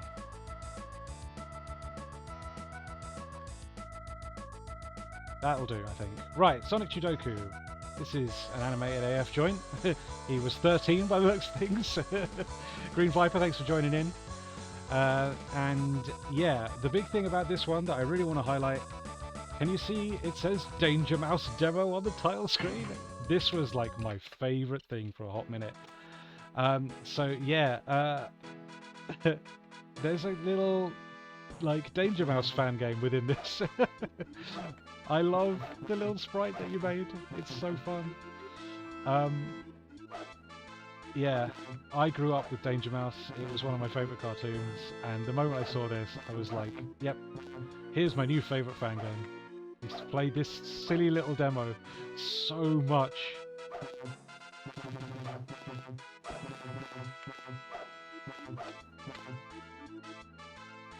Here's the boss. The world will be mine! Mine! There's Baron Greenback himself, having a little chuckle. You can't actually interact with him, if I remember correctly. No. This is very much just a little engine test kind of thing, or, you know, here's some assets I created that you can use if you'd like. Yeah, if you use any of these sprites, please give me credit. Cheers, Maggie Gaga. That's Animated AF in the chat there. Yeah, like, I don't know. There's just something about that. Super nostalgic for it. There's just something about it. I think given the free time, you'd still make this today. This bit was like a day's work. Oh, I'm so glad I got to highlight this on stream. I'll play a little bit of actual Sonic Chudoku as well, just so you can see what the game's like. But yeah, it is very much a game of its time. Sonic Chudoku released in 2002. Right. Let's jump in. I'll show you a little bit of the actual game. Oh, falling to earth, a bit of the old Vectorman 2 style introduction here. The hell was that all about? Oh, your custom artwork, man. It's so nostalgic, dude. Good luck with the first level.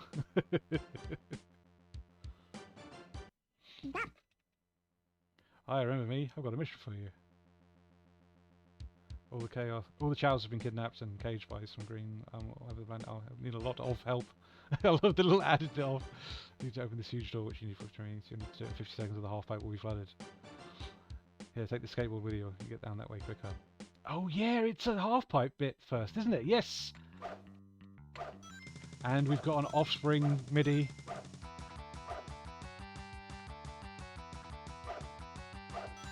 Pretty sure this has come out swinging off Conspiracy of One.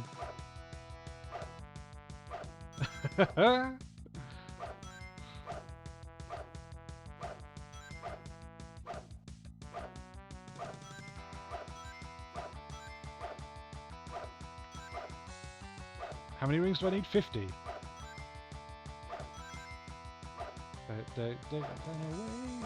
Turn away, come on swinging.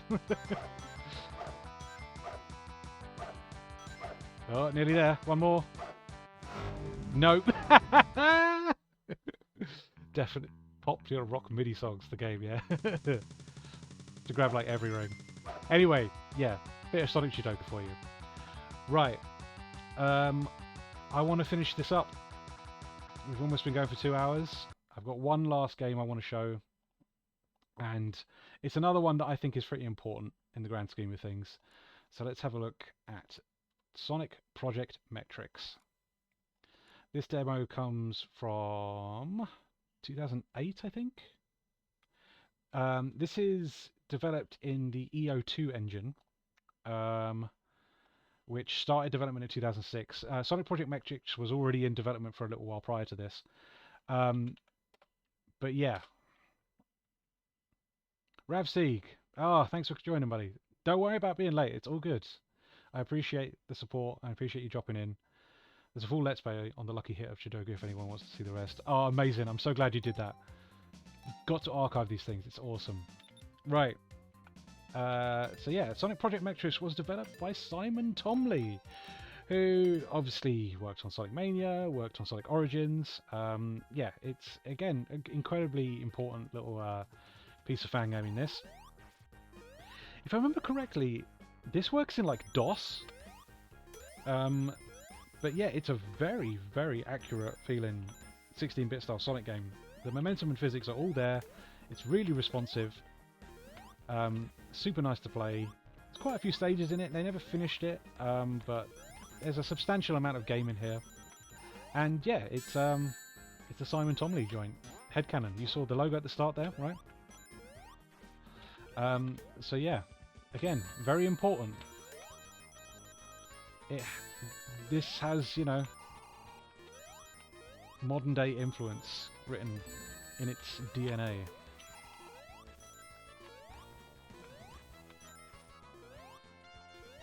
But yeah, super cool little game.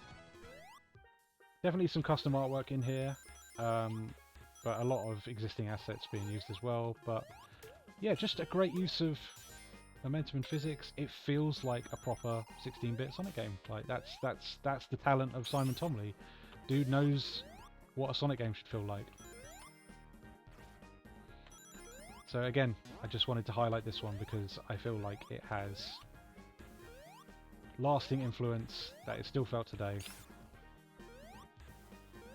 But a substantially older fan game as well. Growing up around all this, leading up to the logos at the start of the Mania reveal trailer, it made it the most hyped thing in the world to me. Absolutely, God, like seeing people that you've, you know, watched develop stuff for so long finally get their chance to do these things on the official stage, you know, essentially. Oh God, why can't I make this jump? What am I doing wrong here? Can you peel out? No. It's like I want to spin dash and jump really quickly, but I haven't got the... Ah, there we go. Oh, there's another one. There we go, I can just jump from there. Hey, you bastard. Yeah, no, I mean, that was the fun of this community. Like, for the longest time, it was very much just people doing it because they wanted to do it. They were trying to... There was like a friendly sort of competitiveness to the people that were developing Sonic fan games. We're all trying to outdo each other. Who could have the most accurate Sonic physics? Who could get to, you know, this level of momentum and accuracy to the 16-bit games the first? Yeah, it's just really impressive. Bonus stage. And it's like a classic Sonic 1. Oh, I've fallen out of the environment and the game has crashed. Amazing, amazing. I'm going to reopen that just because I want to show a little bit more of Project Metrics because I think it has significance. Yeah, there's the old headcanon logo again. There we go. Right, we'll play a different stage while we're in here. I believe this is also playable on Wii. It is. It is. You can play it through the Homebrew app. Yeah. Yeah. Green Hill Zone, Bronze Lake. Let's have a look at Bronze Lake. That's another original stage, isn't it? We've got a choice of Sonic, Tails and Knuckles. Oh god, these old themes. Again, this feels so accurate. Honestly, if you could convince someone easily that this was a ROM hack and not a complete like homebrew development. Tomley just knows his stuff, knows his way around the old Sonic physics better than most.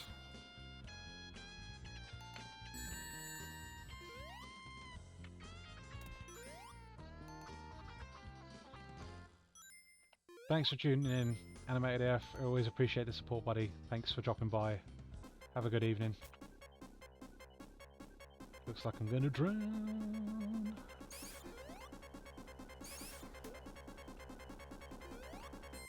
Ah! Oh, look at that, just in the nick of time.